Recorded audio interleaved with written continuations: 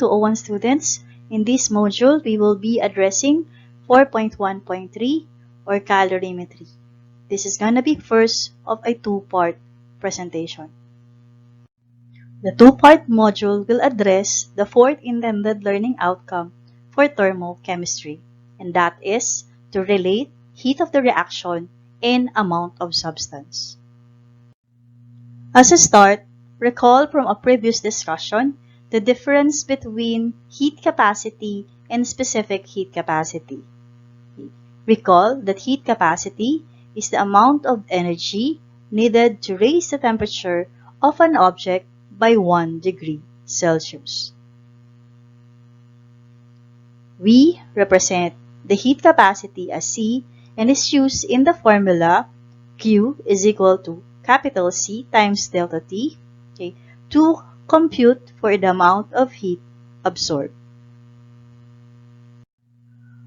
Well then, let us also recall the specific heat capacity. So the specific heat capacity is the amount of heat required to raise the temperature of 1 gram of a substance also by 1 degree Celsius. For this definition, we highlight 1 gram of a substance because this amount is what is making the specific heat capacity different from the heat capacity. In terms of notation, specific heat capacity is noted as C sub P, and we also have the relationship of the two heat capacities that capital C, or the heat capacity, is equal to M times C sub P, or the heat capacity is equal to the product of the mass and the specific heat capacity. Another slide that I want you to recall is this table for the specific heat capacity.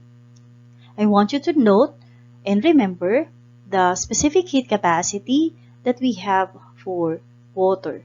That water has 4.184 joule per gram per degree Celsius as its specific heat capacity.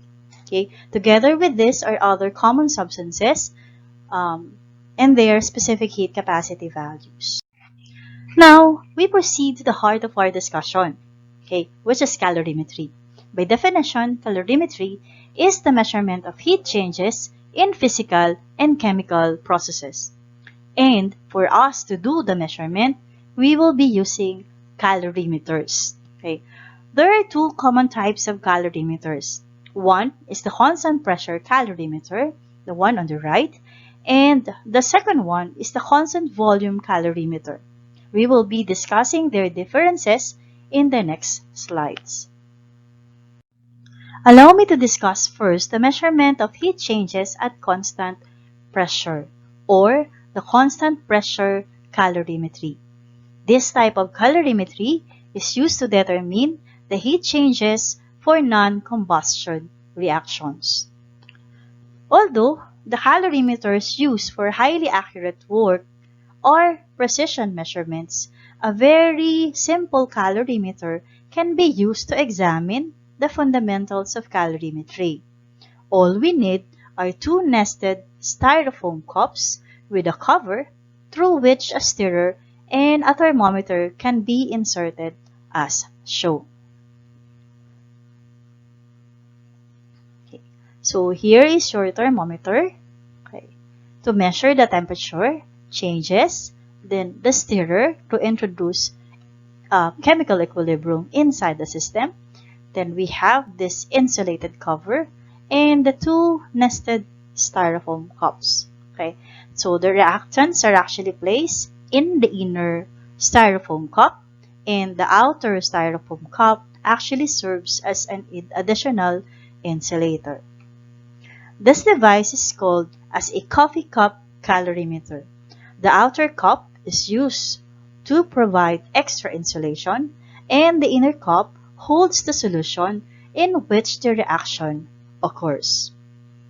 The measurement of heat using a coffee cup calorimeter is an example of a constant pressure calorimetry, since the pressure, represented by the atmospheric pressure, remains constant during the process. Constant pressure calorimetry is used in determining the changes in enthalpy or heats of reaction for reactions occurring in solutions. So, for example, the cup is filled with known volume of water and the thermometer is inserted through the lid of the cup so that its bulb is below the water surface. When a chemical reaction occurs in the coffee cup calorimeter, the heat of the reaction is absorbed by the water. The change in water temperature is used to calculate the amount of heat that has been absorbed, okay, used to make the products. So water temperature decreases, or heat that is evolved, okay, lost to the water, so its temperature increases in the reactions. Okay. Under these conditions, the change in enthalpy equals the heat, and that is delta H is equal to Q sub V. Okay. So how is that so?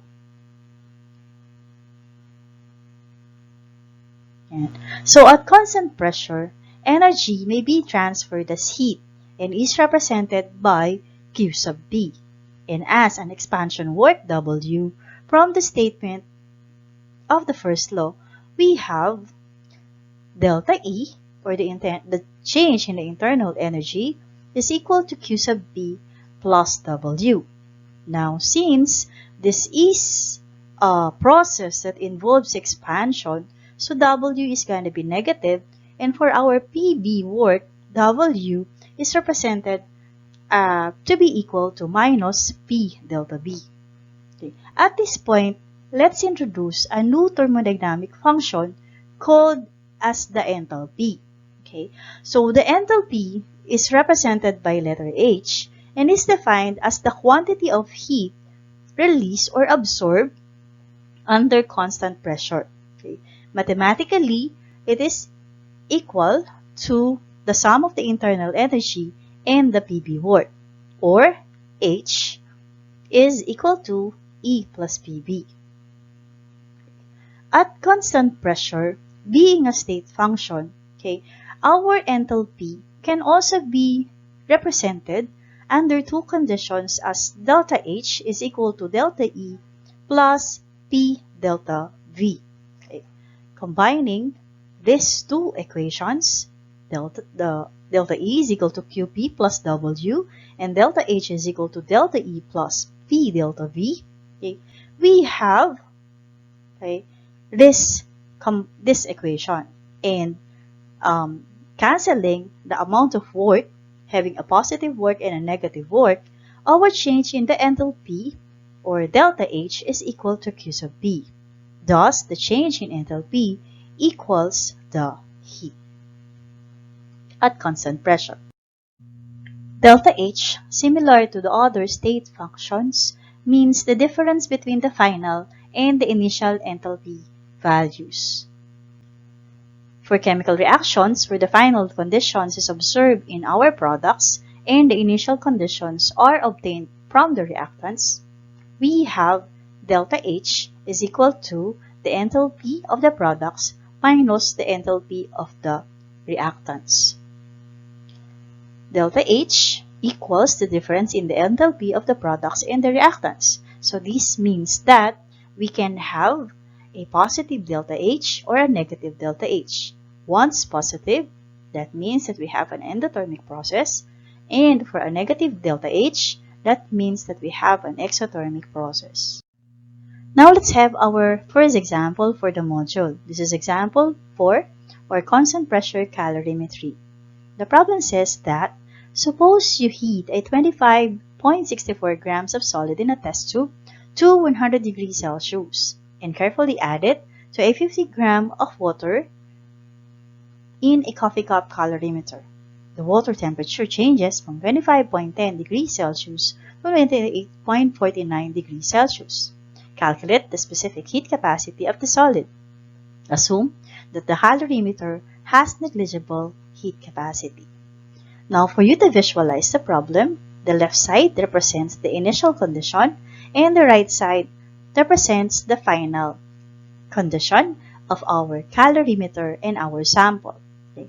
On the left side is our calorimeter with 50 grams of water with a temperature of 25. Okay. 25.10 degrees Celsius. And then to these will be added a sample that is at 100 degrees Celsius. So, because of the difference in the temperature, this causes a change in the temperature of the water. So, from 25 degrees Celsius, it becomes 28.49 degrees Celsius. This is when the water and the sample are together in our calorimeter. Okay, these 28.49 degrees Celsius is something that we can also call as the equilibrium temperature of our system. To solve, we apply the conservation of energy principle. That means that the heat loss by the hot solid is gonna be equal in magnitude to the heat gained by the cold substance, which is in this case water. Now, in order for these two to be equal in sign also, we have the negative sign, okay, before the heat gained by the cold water. Okay. Now, in order for us to solve for the heat loss by the hot solid, okay, we will be using our formula for Q, which is equal to mc delta T, or specifically for our solid, we will be using m sub s times c sub s times delta T sub s, where S represents our solid. Now, from the problem, we know that there is 25.64 grams of our solid, and we are looking for the specific heat capacity of the solid, which represent here C sub S, and the difference in the temperature for the solid. So the final temperature, remember, is 28.49 degrees Celsius, and the initial temperature of our solid is 100 degrees Celsius. Okay. Computing this, we will be having an answer in terms of C sub S, and that is gonna be negative 1.83 times 10 raised to 3 times C sub S. Okay. Now, for the amount of heat that will be gained by our water, we will still be using the same formula of mc delta T, only that this time we will be having mW times Cw times delta TW. Again, W is for water. Again, from the problem, we know that the water sample in our calorimeter is initially at 50 grams. Now, the specific heat capacity of water, which I asked you to remember, is 4.184 joule per gram per degree Celsius. Okay. Now, for the difference in the temperature that is experienced by our water in the calorimeter, again, the final temperature is 28.49 and the initial temperature is 25.10 degrees Celsius. Okay. If we will be computing for the amount of heat gained by the cold water, we will be having 709 joules. Now that we know the value for the heat loss experienced by the hot solid and the heat gain by our cold water, okay, we plug in these two values to our working equation from the conservation of energy principle. Okay, that heat loss by the hot solid is equal to the negative of the heat gained of our cold water. Okay, meaning we will have negative 1.83 times 10 to the 3 C sub S is equal to negative 709. Okay. To obtain the value of C sub S, we divide both sides of the equation by the coefficient of C sub S. Doing so will lead us to the value of C sub S, which is 0.387 per joule per gram per degrees Celsius. Now we proceed to example number 5. For constant pressure calorimetry, which is actually our second example for the module on calorimetry. The problem says that the reaction of hydrochloric acid and sodium hydroxide is very rapid and exothermic. Okay. The equation is given as follows, that HCl plus NaOH produces sodium chloride and water. In one experiment, a student placed 50 milliliters of 1 molar hydrochloric acid at 25.5 degrees Celsius in a coffee cup calorimeter. To these was added 50 ml of 1 molar sodium hydroxide solution, also at 25.5 degrees Celsius. Okay. The mixture was stirred and the temperature quickly increased to 32.2 degrees Celsius. Now, what is the delta H expressed in kilojoule per mole of hydrochloric acid? Further, because the solutions are relatively dilute, we can assume that their specific heats are close to that of water, which is 4.184 joule per gram per degrees Celsius. The density of 1 molar hydrochloric acid is 1.02 gram per milliliter, and that of the 1 molar sodium hydroxide is 1.04 grams per milliliter. From the statement of the problem, we see here, okay, the quantities that are given to us for the acid as well as for the base. So the two substances are initially gonna be having both 50 milliliters volume with the same molar concentration of 1 molar concentration value and same initial temperature of 25.5 degrees Celsius. When these two substances are mixed, okay, in our calorimeter, our final temperature is now 32.2 degrees Celsius. Okay? That is when our acid and our base reacts together.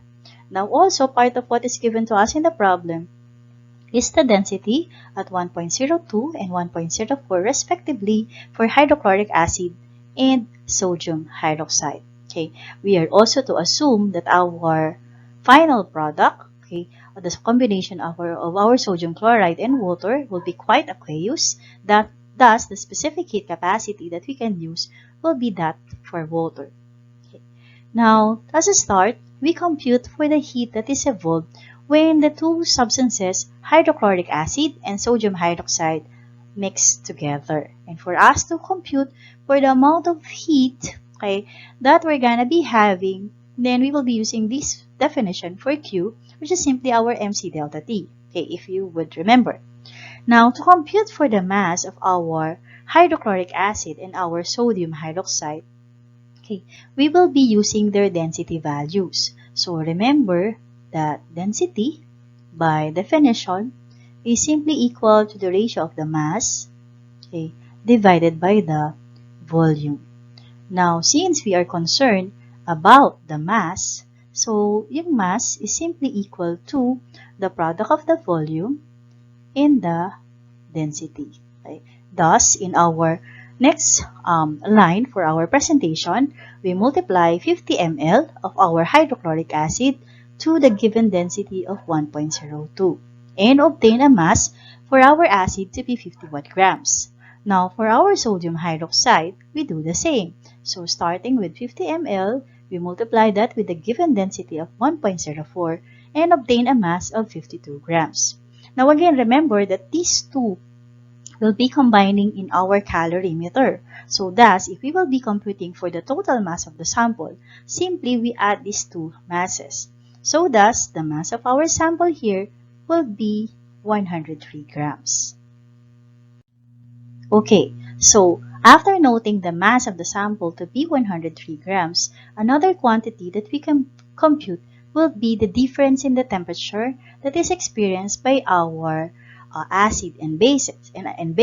So that is 32.2 minus 25.5 is 6.7 degrees Celsius. Okay. Now, we compute then for the heat evolved from the formula again that is equal to MC delta T. Okay, so again, our mass is gonna be 103 grams, okay? And the specific heat capacity that we're gonna be having will be simply that for water. Because again, these substances that we have are given to us here to be aqueous in form. Okay, so thus we have that specific heat capacity for water here. And for the computed delta T, okay, we use that 6.7 degrees Celsius. Now, pressing in our calculator, we will have a value that is equivalent to 2.9 times 10 to the 3 joules. Now, remember that this is the heat that is gained. This is also the heat that is gained by the water. Okay? But in fact, it is also the heat that is lost when we react hydrochloric acid and sodium hydroxide. So therefore, the amount of heat really experienced by our acid and our base is really negative 2.9 times 10 to the 3 joules. Okay? It is worth noting that in the problem itself, it is actually stated that we have an exothermic reaction. Thus again, our Q is going to be equal to negative 2.9 times 10 to the 3 joules.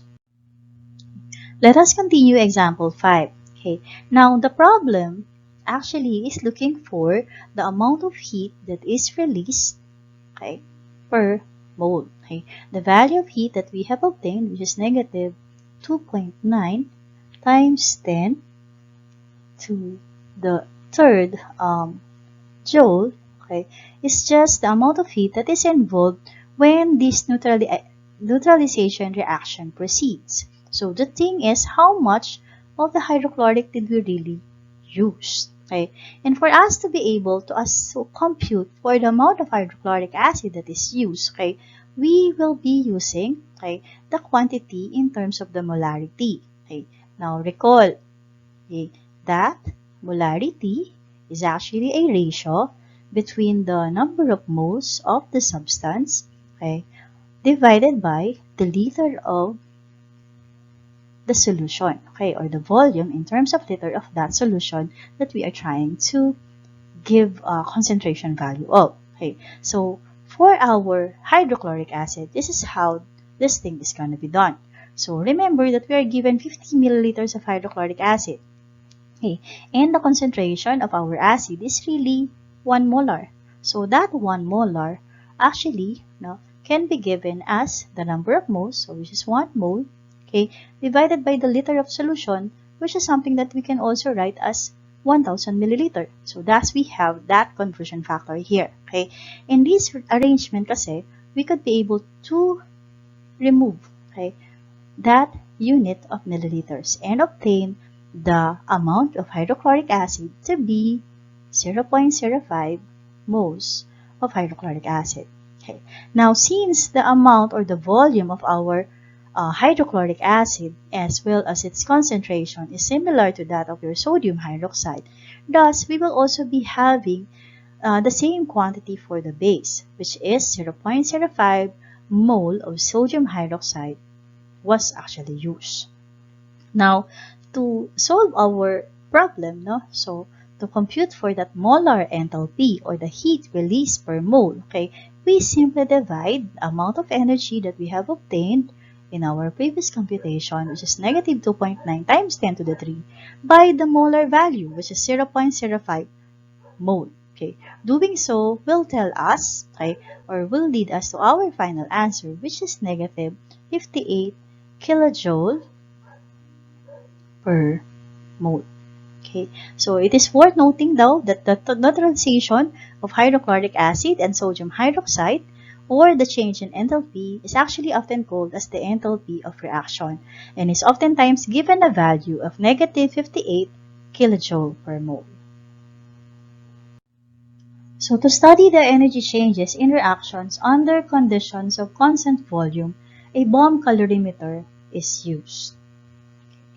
So weighted reactants are placed inside a rigid container called as the bomb and is ignited. Okay, so here is our bomb, and this bomb is actually connected to an electrical ignition. Okay, so this electrical condition will allow our sample in the bomb calorimeter to be ignited. Okay, and then it is expected that upon ignition, the temperature of our water, okay, that traps our bomb calorimeter will change. That change in the temperature will be measured by our thermometer on the other end. Okay. Now, in the same manner that we have a stirrer in our coffee cup calorimeter, our bomb calorimeter here also has that stirrer, okay, to maintain equilibrium inside our system. Okay. Now, the bulb of the bomb calorimeter has rigid walls, so the change in the volume or delta V is 0. So when the reaction occurs. So since delta V is equal to 0, then it means that our PV work is also going to be equal to 0. Thus, if we will be going back to our energy of conservation equation, our work here will be equal to 0, okay? And thus, okay, what will be left will only be Q, or the amount of heat. Okay, thus it is said that at constant volume calorimetry, okay, the change in the internal energy, okay, of our system is gonna be equal to Q sub D, or the heat of the reaction at constant volume. Now we have example 6 for constant volume calorimetry. When 1 gram of olive oil was completely burned in pure oxygen in a bomb calorimeter, the temperature of the water bath increased from 22 degrees Celsius to 26.049 degrees Celsius. So, how many dietary calories are in the olive oil per gram? Okay. The heat capacity of the calorimeter is 9.032 kilojoule per degree Celsius. To solve for example 6, let us first compute for the difference in the temperature that is experienced by our olive oil, as the difference of course of the final temperature and the initial temperature. As per the problem, our final temperature is given to be 26.049 degrees Celsius, and our initial temperature is actually 22.00 degrees Celsius. Getting the difference of these two will actually lead us to a temperature difference of 4.049 degrees Celsius. Okay. Now, to compute for the amount of heat that is involved, okay, we compute for the heat absorbed by the calorimeter first. Okay, so using the given heat capacity, okay, of our calorimeter and the change in the temperature that is experienced by our calorimeter. So we have here, okay, that C is equal to delta T, okay, for the given properties for the calorimeter. Okay, so that 9.032 is from the problem, and this is its heat capacity, and then we have the difference in the temperature at 4.09 degrees Celsius. By doing so allows us to compute for the heat that is absorbed by our calorimeter. Okay. Now remember that our calorimeter would be containing our oil. So therefore, whatever is gonna be absorbed by the calorimeter is actually the amount of energy that is released by our oil. So here we still apply the conservation of energy principle. Okay, again, that the heat absorbed by the calorimeter is gonna be equal to the heat that is released by the oil. Okay, so consequently, we would simply have a negative 36.57 kilojoule value for the heat that is released by the olive oil. Okay, now to compute for the dietary calorie per gram, okay, what we will do is simply divide this given mass, okay, or this by the given mass, okay, and then convert that energy into calorie. Okay, so in order for us to do that, we have this um, uh, working formula or working conversion. That again, the heat that is released by the oil, which is given to us here as 36.5 kilojoules, will now be divided by the mass. Okay, since we are to solve the specific value. Okay, and then we will simply be doing conversion of the energy units from kilojoule to kilocalories and then to the dietary calorie value. Okay, that we know that for every kilocalorie of energy, that involves actually 4.184 kilojoules, and then consequently the dietary calorie or calorie with a capital C is actually equal to 1000 kilocalories. Okay, doing so will actually lead us to the amount of dietary calorie, okay, of our olive oil, which is actually 8.740 calorie per gram of oil. after doing heat computations in this module for calorimetry part 1, please watch out for the second part of this module. Thank you.